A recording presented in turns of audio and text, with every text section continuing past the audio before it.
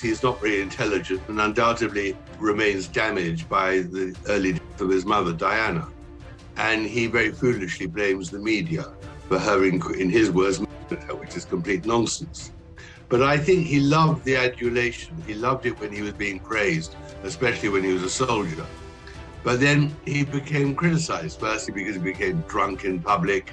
Tom, do you think Harry and Meghan are fast learning what they signed away when they took this Netflix big moolah? And I would say they signed away their credibility and their dignity. Well, that's our view, but it's not theirs. They need the money, and they need it now more than ever because they've got no other source of income. So I think they're just stuck with the devil now. They're tied to Netflix, they're tied to their book, and all the criticism they're going to take means nothing because that's the only way they can earn their money. No, I choose people who don't want to be written about on the whole, whose lives are shrouded in mystery, and they want to hide their secrets, and I just love digging away to find out what they don't want us to know. Had you hoped your children, Archie and Lilibet, would have had that you think they won't be able to now with this decision?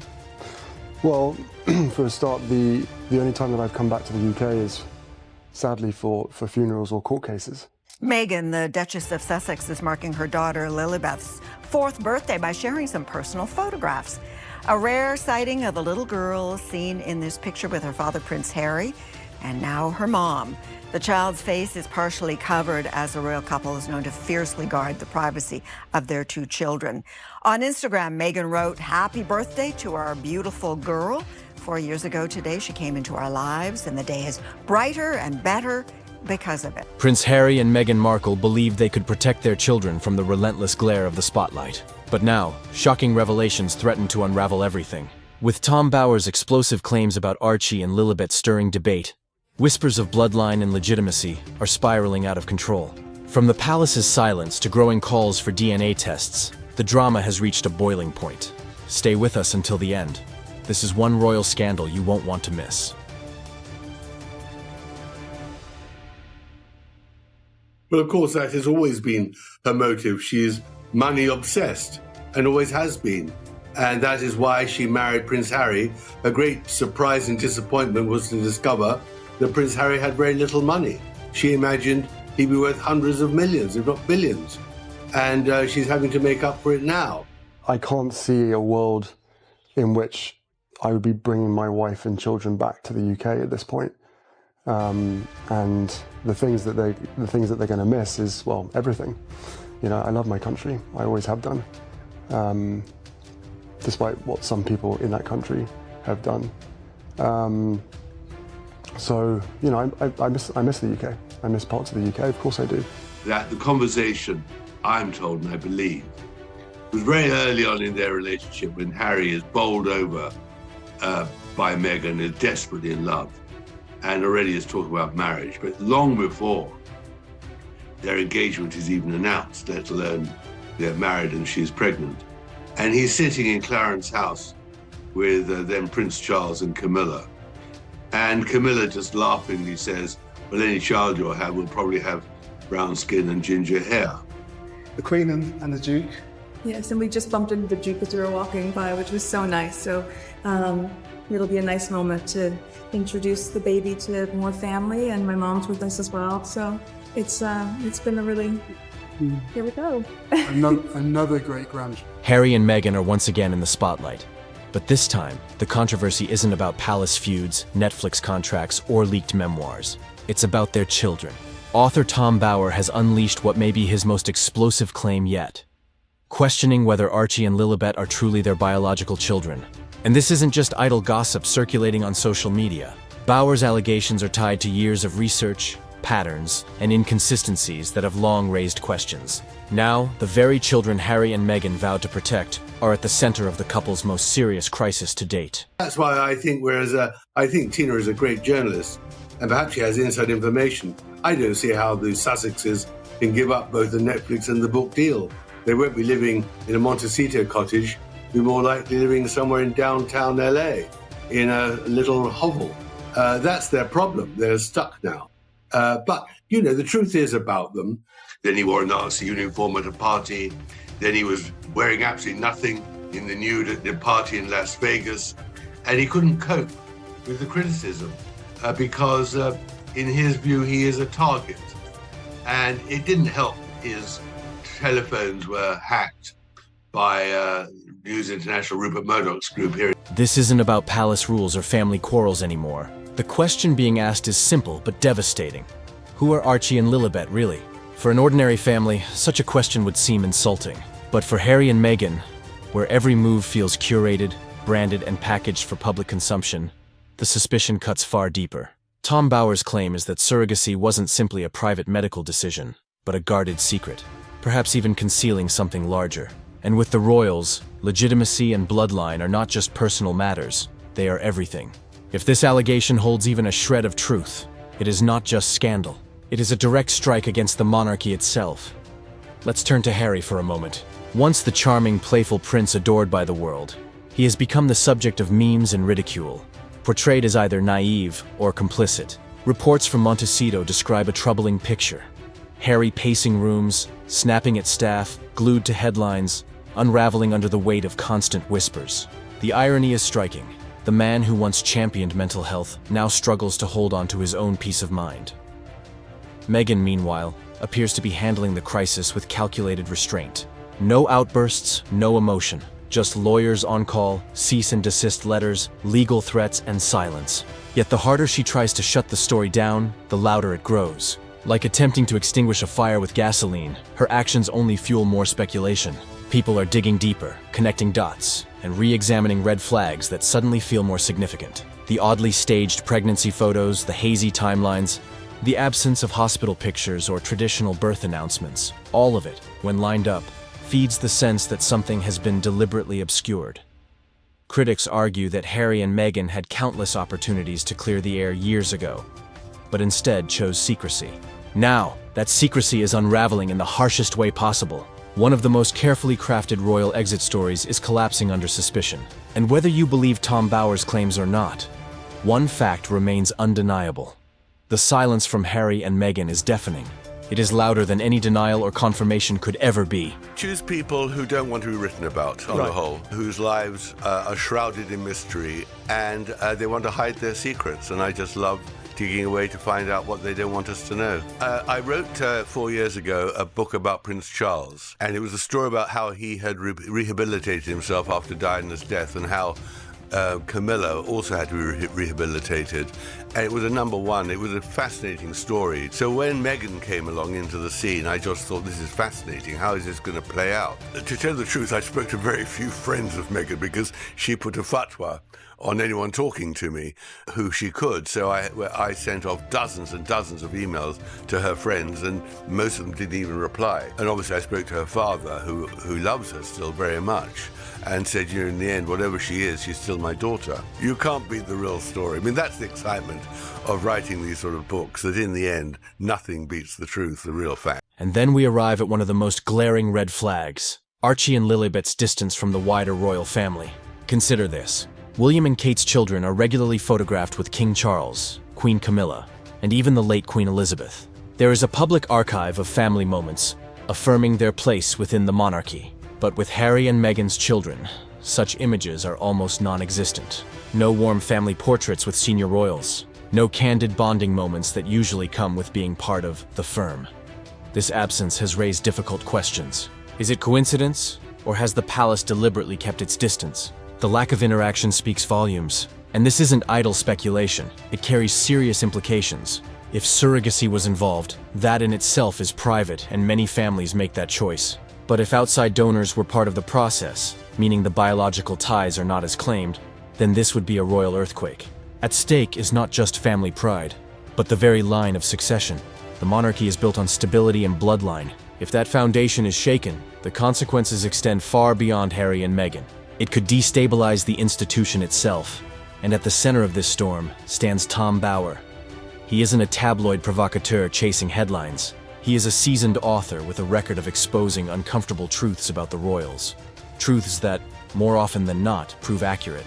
That history gives his latest claim enormous weight.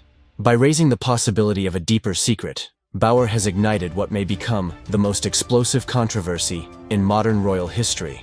If his claims gain traction, the fallout would not simply tarnish Harry and Meghan's image. It could erase their position in the royal story altogether. That's our view, but it's not theirs. They need the money, and they need it now more than ever because they've got no other source of income. So I think they're just stuck with the devil now. They're tied to Netflix, they're tied to their book, and all the criticism they're going to take means nothing because that's the only way they can earn their money. But here is where the situation grows even worse: the silence. Through all the chaos, Harry and Meghan have remained completely quiet. No statement, no denial, and not even the slightest attempt to clear things up with something definitive, like a DNA test. Their silence is not easing speculation, it is intensifying it. For many, the logic is simple. If there is nothing to hide, why not prove it? And with every day they remain silent, suspicion grows louder. What began as quiet whispers in online forums has now exploded into trending hashtags. Primetime debates and panel discussions dissecting every photo, timeline, and inconsistency. Social media is flooded with one question repeated again and again. If Harry and Meghan are telling the truth, why not just take the test and end the speculation?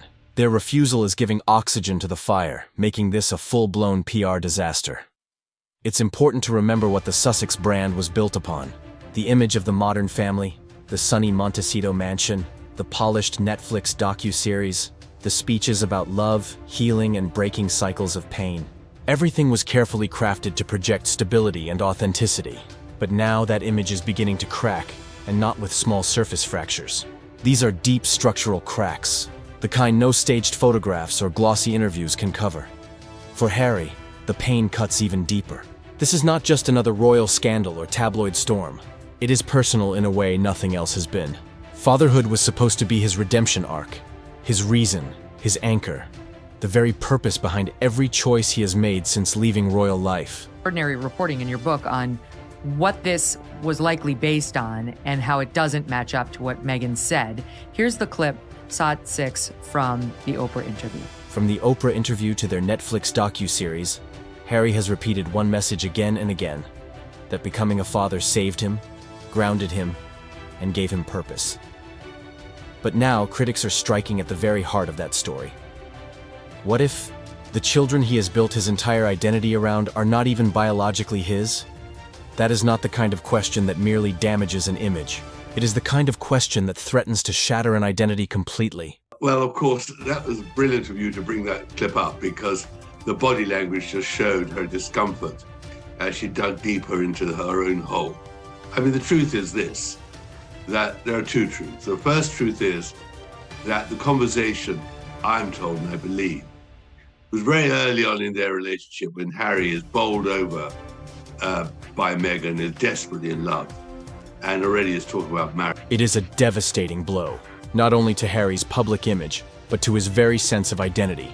This is the man the world remembers walking behind Diana's coffin, etched into history as a symbol of strength and resilience. And now he is being cast in two deeply unflattering roles. To some, he appears as a naive figure, guided and manipulated by Meghan's strategy.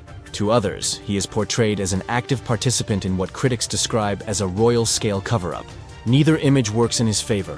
One frames him as pitiful and weak, the other as dishonest and complicit. And perhaps most damaging of all, both leave him looking powerless, a man without control over the narrative of his own family. How would your mom feel about your relationship with your brother now? I think she would be sad.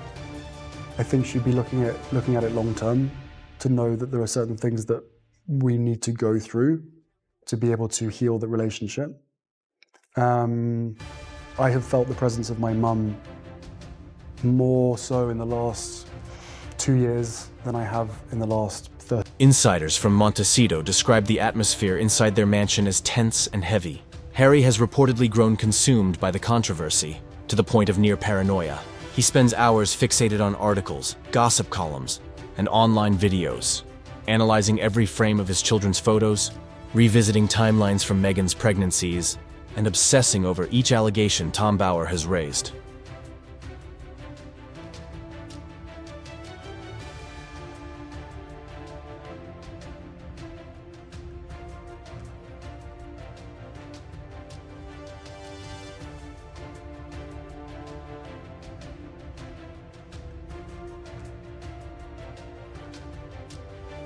Friends describe Harry as restless, pacing through rooms, snapping at staff, and consumed by late-night rants about conspiracies. Sleep, they say, is almost non-existent. The anxiety is written plainly across his face, and the irony has not gone unnoticed. Once hailed as the champion of mental health, the self-styled therapy prince now appears caught in his own spiral, unable to live by the very principles he once urged on others. For the time being, it's impossible for me to take my family back to the UK safely. You're obviously very deeply affected by this. What memories, experiences had you hoped your children, Archie and Lilibet, would have had that you think they won't be able to now with this decision? Meanwhile, Meghan is confronting the storm in her own way, cold, calculated, and strategic. Reports suggest she is exploring every legal option, sending cease and desist letters, and pressuring media outlets in an attempt to smother the story into silence. Yet the effect has been the opposite. Each new legal threat only fuels public suspicion. Instead of quelling the rumors, her strategy appears to be backfiring, pouring fuel on an already raging fire. And then there is the palace. Their silence has been deafening.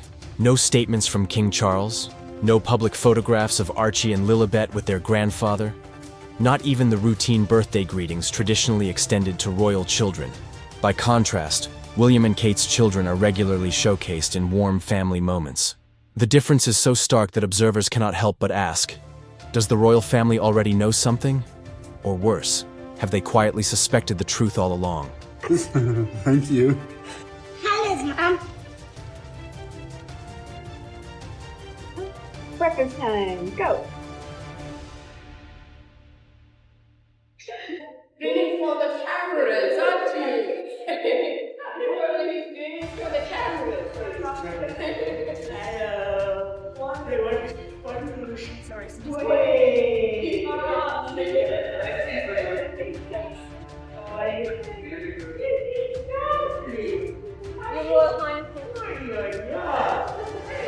A new theory now circulating suggests that this distance is not punishment at all, but protection. By keeping Harry and Meghan's children at arm's length, the monarchy may have been insulating itself from a scandal they feared could one day erupt. And with Tom Bower now dragging these questions into the spotlight, the palace may simply be waiting for Harry and Meghan to either come clean or collapse under the pressure. If that is the case, this is no longer a tabloid rumor.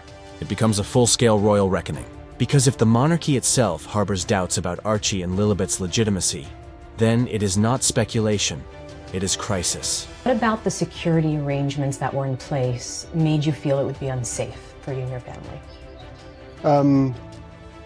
There's only so much that I can say because of the redaction process and the national security matters at hand, but everything. Because in beginning of 2020, I was scored the highest as far as risk was concerned, and then overnight I was reduced to the lowest without actually going through the risk management board. The pressure has now moved far beyond curiosity. It is full-blown suspicion, and it is no longer just the tabloids fueling the fire. Mainstream outlets, respected journalists, and even loyal royal supporters are openly asking the same question. Will Harry and Meghan agree to a DNA test? The very fact that the debate has reached this point almost sounds absurd. But after every other chance at transparency has been avoided, many are now saying, what else is left? And that is where the real damage lies. Harry and Meghan had countless opportunities to quiet the speculation. They could have released medical records, offered clarity, or at the very least explained the inconsistencies in photos and timelines. Instead, they doubled down on silence, or worse, responded with vague statements while hiding behind legal threats. Now that silence is not protecting them. It is destroying them. In the court of public opinion, silence no longer reads as dignity. It reads as guilt. And that's why I think, I think Tina is a great journalist, and perhaps she has inside information. I don't see how the Sussexes can give up both the Netflix and the book deal. They won't be living in a Montecito cottage, be more likely living somewhere in downtown LA. The saddest part is that the damage may already be irreversible.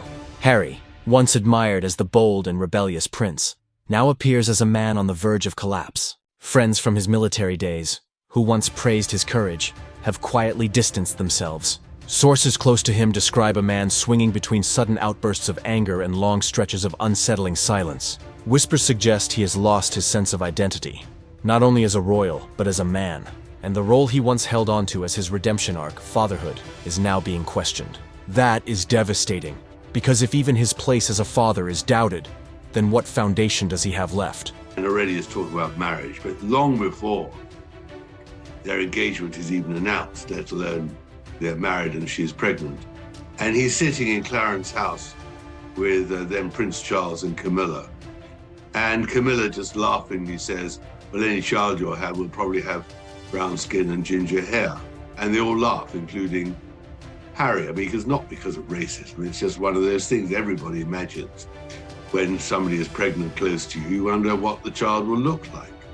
But it was not said as anything other than like a concern. That's what Meghan No, claimed, not a that it was concern. a concern about how dark the baby would be. Meghan, in contrast, hasn't broken down emotionally the way Harry has. Instead, she's relying on her familiar strategy: deflection and control. Reports suggest her lawyers are working around the clock, drafting letters and threatening lawsuits against outlets that publish stories she once suppressed. But legal threats don't resolve moral scandals. If anything, they fuel suspicions further. And the public isn't blind. People remember the perfectly produced Netflix documentaries, the carefully curated Instagram posts, the speeches about honesty, healing, and breaking generational pain. So when the same couple now refuses to be transparent about something as fundamental as their children's origins, the hypocrisy feels impossible to ignore. It leaves many feeling they were sold an image rather than the truth. Meanwhile, the royal family has maintained complete silence. Not a single senior royal has spoken up to defend Harry or Meghan. No official statements, no quiet shows of support, nothing. It's as if the institution has deliberately stepped back, leaving the couple to face the storm alone. According to palace insiders, Charles has been advised to keep his distance, warned that even a small gesture of support could backfire if these rumors are ever proven true. That silence speaks volumes, and not in the way the Sussexes would hope. Behind closed doors, whispers of contingency planning are growing louder. Private discussions about succession, legal consequences, and political fallout are reportedly underway. The palace is quietly asking difficult questions. If Archie and Lilibet's births don't align with royal tradition, what does that mean for their titles? What does it mean for their place in the line of succession? Could they be removed? No one knows the answers. But the very fact that these conversations are happening shows just how serious this crisis has become. Meghan, can you tell us what it's like becoming a new mum and tell us a little bit about baby Sussex, as we're calling it? It's magic. It's pretty amazing. And I mean, I have the two best guys in the world, so I'm really happy.